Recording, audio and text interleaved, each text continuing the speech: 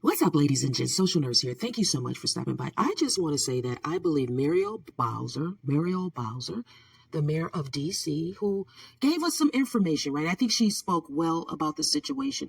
I like how she was calm about it and just a matter of fact about the situation that's going on in D.C. Their police chief, I think what she had to say was important. I just think their demeanor is perfect for what is happening there. You know, Mayor Bowser talked about wanting statehood as far as DC goes, right? She also talked about the fact that it's not unusual that leadership in DC works with federal government, right? We understand this. I think it's important that she made it known. Crime in DC has gone down, right? So there is no escalation of crime in DC.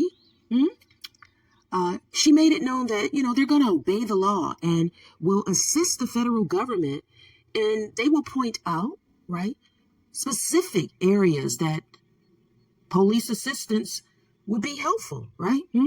Federal police people assisting in certain areas would be helpful, right?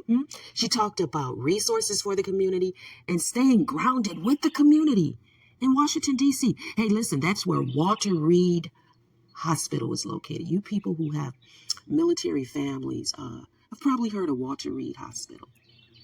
But, there's so much federalness in D.C. that the mayor of D.C. is used to working with these people. But I think it's important, her demeanor, what she had to say, and how she said it, right?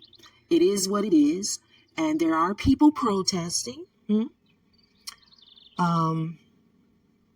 But I do like that overall, the Black community, ethnically Black Americans, because I really do think if immigrant Black people from Africa and the Caribbean, and, even if they're first, second, and there might be third generational Caribbeans, if they want to get out there and protest with the different organizations, they should. I don't think anybody should be denied protesting, because I've heard people over there on TikTok saying, Black Americans aren't protesting, but Black people are being deported. And that is true. But no one is saying nobody should protest.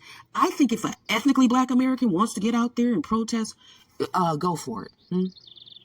I just think that sometimes energy needs to be redirected. Things need to be rethought because there's a reset going on, right? There is a reset happening in America. And I think globally, there are a lot of similar things that are happening in America that are happening globally concerning deportation and immigration issues, right? Most people I know are not, people that despise other people. But when they hear some of the things that have gone on concerning unlawful people being rewarded for being here by the Democratic Party, it's problematic. I think that Donald Trump's remaining time in office is going to be what we are seeing, right? It's going to be what we are seeing. So the next winners of, each specific party, they need to think about how they are going to speak to the public about what. And if they're going to, maintain promises that are beneficial to American citizens, really, right? But the policing thing, I think there's more because Donald Trump spoke about policing, right? He spoke about this stuff and he's doing what he said he would do. So, reaction to what he is doing is very important, but it's got to be measured, right? I see a lot of people that have concerns from all kinds of race, creeds, colors, ethnic groups, and globally about America. And the eyes are always on America, and it just is what it is. Social Nurse.